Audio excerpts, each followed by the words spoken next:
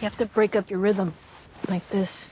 Now that's interesting because in the film books I've studied, the anthropologists say in order to properly sound walk, you actually have to... Never mind. Please keep going.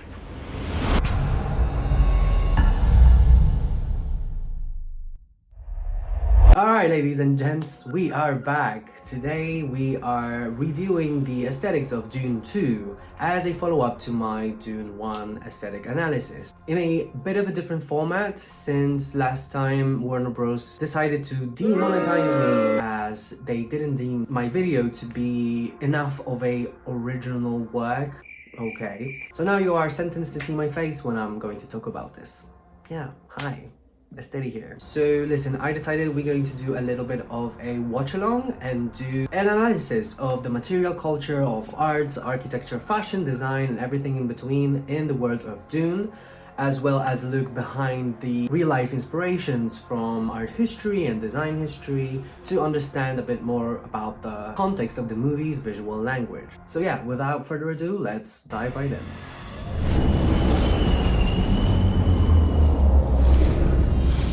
Welcome to Dune Part 2 Aesthetic Analysis.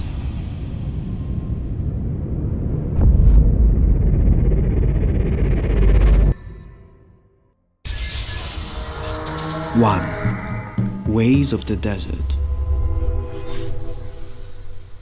So we're starting where we left off with Paul and Lady Jessica joining Fremen after the assault of House of Atreides by House Harkonnen on the way to siege Tabor. And in this movie we are delving deeper into the world of Fremen and we are acquainting ourselves with the richness of their material culture and the intricacies of their rituals and ceremonies, as well as the complexities of their crafts. So as we know from the previous analysis, the Fremen are based on Bedouin and Tuareg people. Yet again, we are seeing them in this like prophetic Abrahamic antiquity to them that is juxtaposed with the high-tech development of their tools. And instantly, I just love this use of natural fabrics that are juxtaposed with the tech of the still suits. So the naturalism of wools and linens used in their costumes are not only beautifully echoed in the subtle pattern of stone behind them, but also echoed in the context of its use. Whether to build their tents or to fashion their clothes,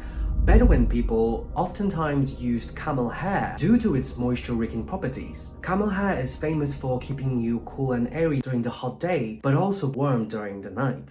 And it also has this amazing quality of retaining water while not letting it evaporate due to the natural oils occurring in fiber. So these natural textiles that are juxtaposed with the fantastical abilities of the still suit to recycle water are so nicely complementing each other. I love that it looks good, but it also it logically makes sense, which is amazing. So then we see Paul being accepted by Fremen and they send him out to the desert to test him out and see whether he acquires certain skill sets to survive. While Lady Jessica is kind of forced to become Reverend Mother, and then she decides to travel south to the more fundamentalist parts of Fremen tribes. Here again is a nice touch to the now Tuareg people, because there is this sense of duality of north and south to Arrakis, and very similar in Tuareg culture. Sahara is also being recognized not as an empty unified entity. The desert in Tamashek, a language of the Tuareg people, is in plural. Tinawirin, or the deserts. And in their culture, the Saharan land is very radically redrawn as something that is very much inhabited and placing Tuareg people in a center of history rather than on its outskirts. It is a world between two sharply opposing forces. To the south lies the world of myth, magic, and superstition. It is a place where the caravans carrying blue cloth, slaves, and gold originate. It is a place of cyclical time, the rising and falling of dynasties, and ebb and flow of Islam. To the north lie the distant Arab cities of the coasts, and after that the sea. It is a place associated with mechanized technology and warfare, from which comes the ceaseless French and Italian onslaughts. It is a place of permanent habitation whose calendar is linear. So here Lady Jessica traveling south is a beautiful kind of mirroring of understanding how Tuareg people mapped out Sahara in their culture. When it comes to Paul in his situation, I already spoken about this in my previous Dune analysis. There is this motif of desert fathers and going through trials and discipline and of mirage. It's a very harsh reality, but it's a reality that's rewarding and it's almost paternal in a way. If you lean into the signs and symbols and respect the ways of the desert, it leads you to enlightenment and it leads you through mystical initiation of understanding things and acquiring new skills and kind of touch with the divinity. And it's a very kind of complex motif, but it's being explored. It's one of the oldest motifs as well in literature and in religion, quite predominant in Arab literature and their culture, and it's such a central element of identity, and there's just so much intricacy to it, and it's just so interesting. And here we see Paul, he goes into his way of delving into the mysticism of the desert and mysticism of his own understanding of who he is meant to become. Lady's Jessica journey is also quite interesting. In this part, we get to see such a huge transformation to her character. In Dune 1, we've seen her in those very soft and very elegant clothing that was very courtly and very upscale, while here she delves into this kind of traditional robes. A lot of references to the ceremonial garments or the wedding garments inspired by ceremonial attire of Armenian women or the Yemeni bridal attire, echoing the layering and the sheer volume of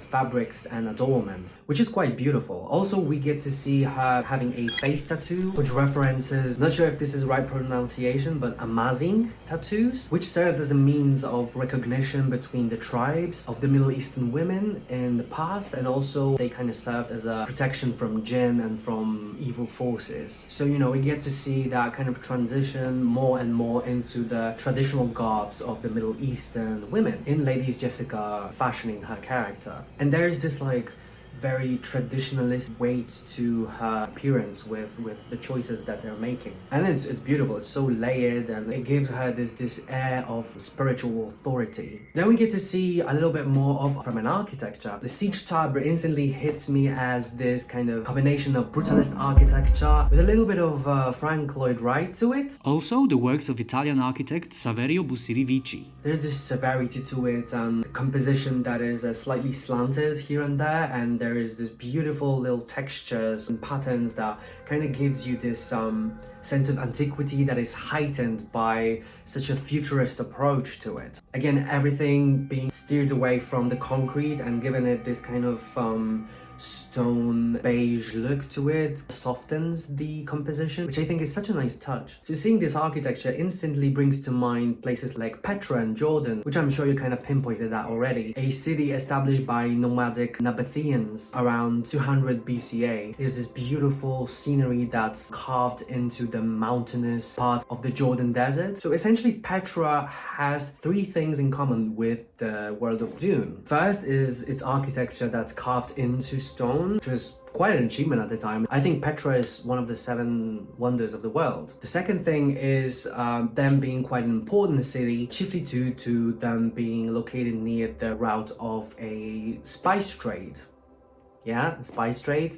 We see this. And the third thing was Nabateans' amazing ability to create a very complex systems of distribution of water. They created a genius for their time hydraulic system. It was one of the precious secrets. They had a systems of ridges and grooves and piping that was carved into the mountains, and it was hidden from plain sight. And they were leading to the underground water basins that are very much similar to the sacred waters of Fremen. In the Fremen burial scene, we get to see the underground water pool of sacred waters where each of the deceased Fremen's body waters are being added. We know that they're on the desert, we know that the water is scarce, But the Fremen, with their beliefs, they collect this huge pools of water from the human bodies that represents a kind of collective souls that are gathered together. And even though that the reality of living on the desert planet is harsh, they would never touch that water ever to anything.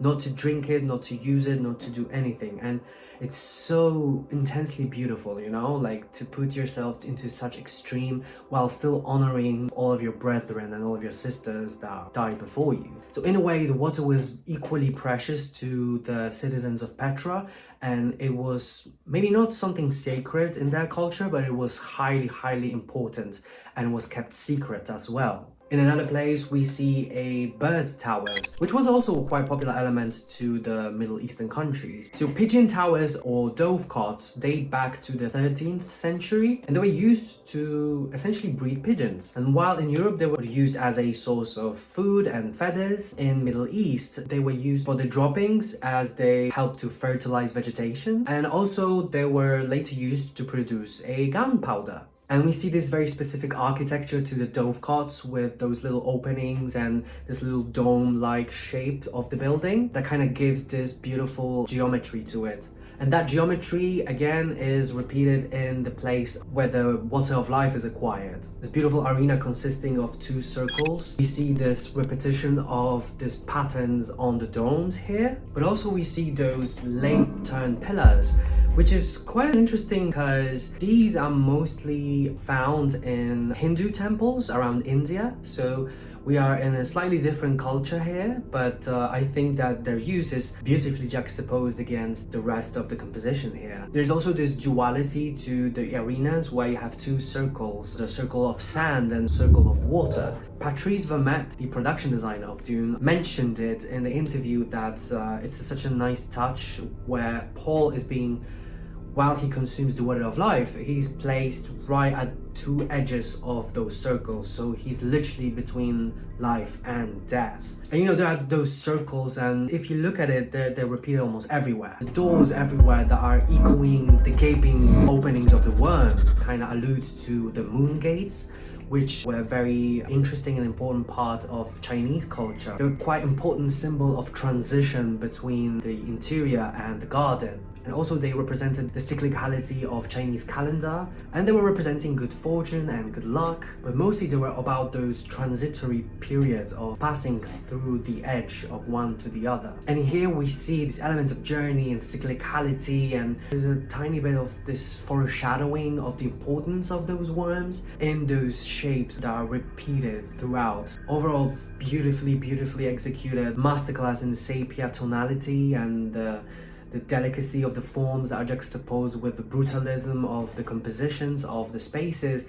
And I think overall it's, you know, Fremen are depicted so nicely and so gorgeously that it gives them such a timeless quality, but it also elevates them through their tradition and through their restraint.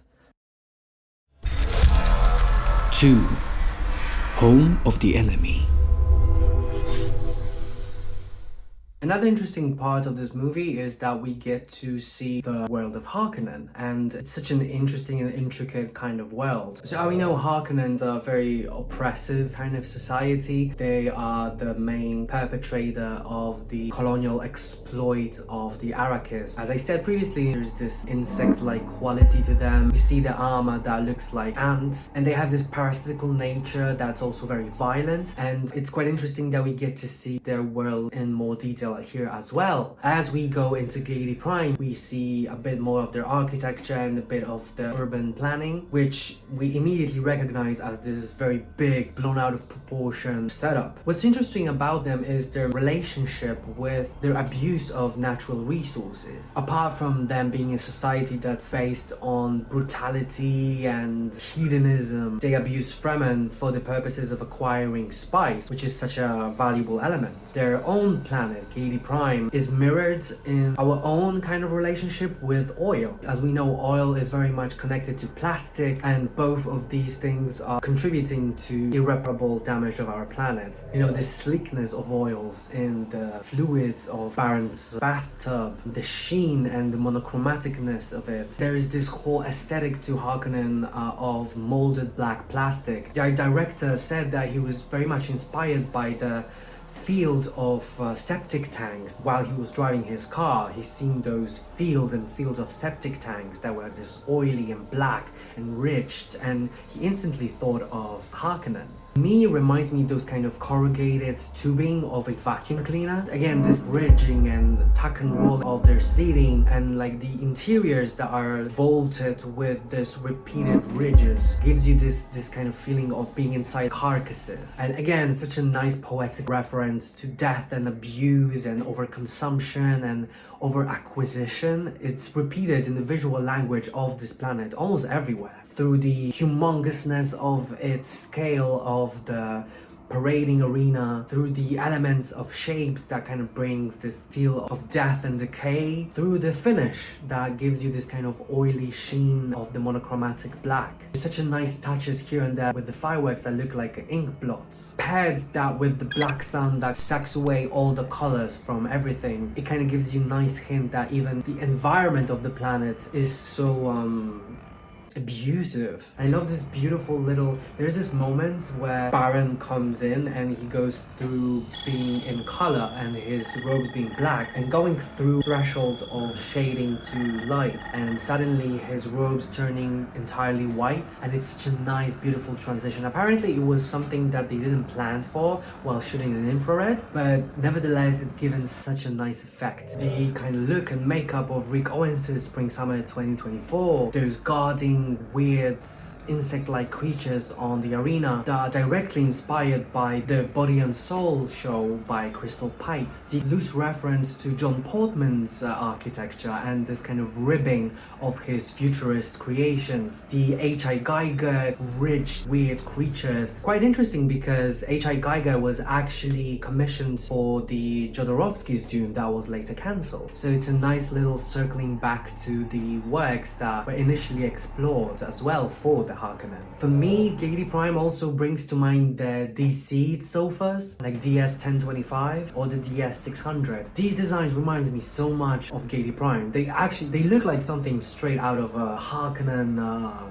living room, if you can say that. If I would be an interior designer of Baron Harkonnen, I'll be like, listen dude, this Italian company, like, that's your people. That's your people, man. It just fits so nicely, you know what I mean? Then again, we see Lady Fenring and her scene of following Feyd-Rautha. And you know, it's such a beautiful scene. I love the use of velvet for her clothes. So far, we've seen Bene Gesserit as those kind of religious and mythical characters with their burqa-like clothing. They give them a little bit of reverence and a little bit of mystery. But here we see the other side of Bene Gesserit, which is this like tempting sexual element to it. We see her utilize her feminine power to her own advantage with those beautiful lush dark blue velvets that are very much complementing the overall environment of the Harkonnen architecture. Like this scene alone, it's like a futurist YSL perfume commercial, you know? Look at that. So sleek and elegant and gorgeous. I love this, there's this, beyond this oppression and the monochrome and the harshness of it, there's this like underlying tone of style to it, which is slightly elegant. It also is a little bit oppressive. It kind of opens this kind of perception that to maintain everything under the line of one look, it requires you a discipline, it requires you the repetition, and it's a nice little touch, you know, that even elegance worked to the advantage of the depiction of Harkonnen. 3. The Imperial Seat. We finally meet Emperor and Princess Irulan in this part. We get to have a peek in the world of Khaitan, which is the Imperial Seat of the Dune universe. And the scenes here were almost exclusively shot in Brian's tomb in Treviso, Italy. It was designed by Venetian architect Carlo Scarpa between 1968 and 1978, and it is an extension of a municipal cemetery. It is also considered a masterpiece of postmodernist architecture, and it's a very powerful commemorative monument. It was a very, very important place for Patrice Vermette, the production designer. It was his kind of primary inspiration for entirety of Dune, even in Dune 1. And it's quite interesting that they actually got a permission to shoot on the cemetery. It is the first ever movie that acquired such permission. And apparently they're very much so respectful of the place, with the Patrice Vermette writing a very intimate kind of letter on the front of a call sheet for everyone, explaining the importance of this place. I love that. Scarpa believed that the place for the dead is a garden, and we see this kind of musing of the severity of the concrete juxtaposed with the surrounding beauty of nature that he play around with, but at the same time complemented. And we see this linearity and those ziggurat kind of shapes that are repeated almost everywhere. Those shapes that we see in those pavilions and architectural forms. Once we see that, we clearly see these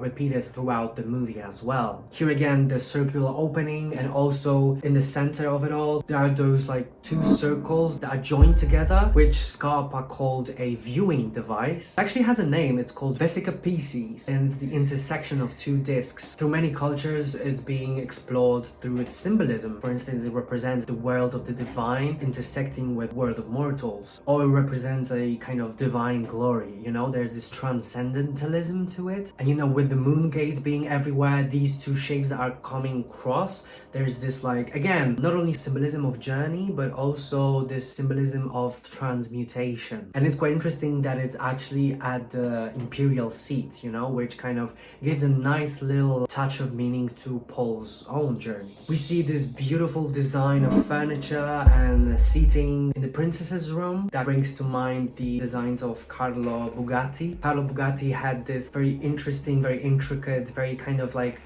fantastically traditionalist designs of the furniture that mixed so many references from Arab to Moorish design that joined together created those like very cosmopolitan and very interesting forms. And you clearly see this inspiration being reflected in Princess Irulan's furniture, and I think they're so beautiful, and you can see the handicraft of them, and there's this like leather and embossing to it, and the adornment around it, and it's kind of Middle Eastern, but not really. It's kind of futurist, but not really. You know, it's this intersection, again, of traditionalism and futurism, where you cannot really pinpoint the tone of it. I love that. I love this design. Princess Irulan herself, we know that the costumes were referencing Paco Rabanne's designs and Alexander McQueen's designs. And, you know, it's this kind of reworking of chainmail as a European armor, but kind of rediscovered in this very regal way of how this can be very much referential in the embroidery and the decorative pieces of accessories. Very Joan of Arc, slight European history feel to her look, as opposed to, for instance, Lady Jessica's look from the Dune 1, where she has a chainmail that's very much Middle Eastern. Then we get to see Emperor traveling to Arrakis to see what's going on with the spice production and to address the issues himself. And here we see Emperor coming to this planet in this very alien looking, very futurist, even for the Dune, it's very futurist looking space vessel in the form of a perfect sphere, this monochromatic mirror that whooshes through the desert. And it instantly makes me think of the desert in current times. It makes me think of Dubai, of Saudi Arabia, and reminds me of the Line City that they're actually constructing, believe it or not, or the, for instance, Maria concert hall in Saudi Arabia. And this beautiful tension, you know, of money and privilege coming into this very ancient environment, and I think it's a nice kind of meeting of the future of Saudi Arabia and the past of Jordan. Then we see the insides of the tent that was being built underneath that crazy vessel, and Patrice Vermette had a nice idea to it. There's such a nice touch behind how it's being constructed, because he thought of how, you know, how you can bring your entire court to another planet and set everything up very quickly and have everything going from the get-go. So he thought of this tent as being collapsible, and it's actually, you know, he thought of those kind of like the watch strips, the metal watch strips that are kind of like, you know, pieces together, and it's something that's collapsible, and once, you know, it was supposed to be built, it was just raised up by the vessel, and it just kind of like built up, you know, and it's something you don't get to see in a movie, but he explained that in an interview, and I thought it was such a cool little thing, you know. And I love how, you know, production designers think of all of that logic that goes behind that we don't really get to think on while watching the movie, but it all makes sense, and it all kind of has to have the reason to exist. It's not just design for design's sake. And I think this intricacy and complexity gives such a beauty to them. All in all, I loved the design of Dune. I think it was a brilliant movie. We've seen more in depth of the different houses, and we finally get to meet the Emperor. The only things that I didn't quite like is I'm not quite sure of the Brian tomb, to be honest, as an Imperial Seat. Aside from Brian's tomb being a masterpiece, I just didn't think it was a nice choice for the Emperor. It was just so small and tiny. I thought it's going to be much more majestic. I'm not sure how I feel about the just very pure aesthetic brutalism being used for the Emperor. It's hard for me to believe that when it comes to imperialism, that there wouldn't be some degree of decorative arts used to kind of elevate their status. Also, as much as I love Florence Pugh, I'm not quite sure about her casting as a choice. She looks like somebody who knows what Instagram is. I'm sorry, I know it's just, I love her, don't get me wrong, but I'm not quite sure if I see her in the Dune universe. Sorry about that. Also, I love that it was such a beautiful ode to brutalism. I thought it's such a love letter to brutalism across countries and across cultures, from the ziggurat builds and the necropolises through the modern brutalism and the brutalism of the 60s, from Brazilian to American to Soviet. It was such a nice display of it, and I thought it was handled so nicely, and it actually benefited the visual narrative of the movie. So yeah, that's it, guys. I hope you guys like my little aesthetic review of the Dune. Let's see where we're going to go with the next Dune. Hopefully we get to see more worlds and more development in the design language. And yeah, please like, comment, and subscribe, and please also check out my Patreon and follow me on TikTok and Instagram. And what did you like about the Dune? Please let me know in the comments, and yeah, see you guys next time.